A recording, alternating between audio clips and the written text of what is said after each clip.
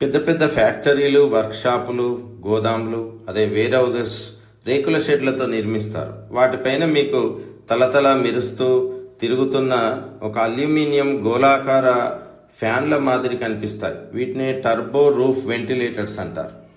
ఈ turbo roof ventilators ఎలాంటి విద్యుత్తును తీసుకోకుండా లోపలుండే వేడి గాలి కలిగి ఉండే కైనెటిక్ ఎనర్జీ వల్ల తిరుగుతుంటాయి.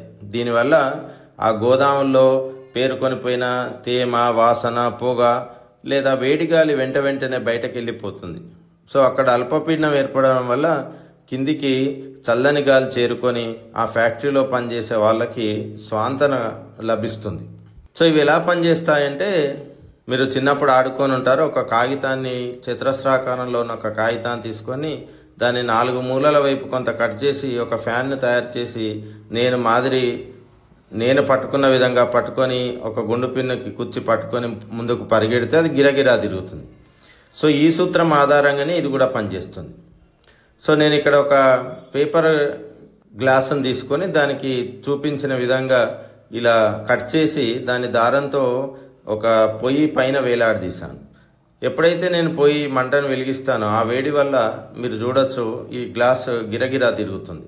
అంటే వేడి గాలి పైకి వస్తుంది. ఎప్పుడైనా వెంటిలేటర్ నుంచి వేడి గాలి పైకి వెళ్ళిపోతుంది. సో వేడి గాలికి కైనెటిక్ ఎనర్జీ ఉంటుంది.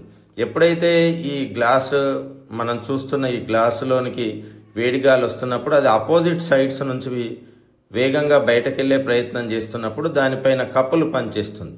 సో కప్పులు ఎక్కడైతే ఉంటుందో అక్కడ భ్రమణ చలనం ఉంటుంది, rotatory motion. Rotatory motion causes the result of circular motion is centrifugal force. అంటే వేడి గాలి బయటకు విసిరివేయబడుతుంది. సో దీనివల్ల ఫ్యాక్టరీలో నుంచి వేడి గాలి వెంట వెంటనే ఎలాంటి విద్యుత్తును తీసుకోకుండా బయటకు వెళ్ళిపోతుంది. ఇది చాలా తేలికైంది, తక్కువ ఖర్చుతో కూడుకున్నది.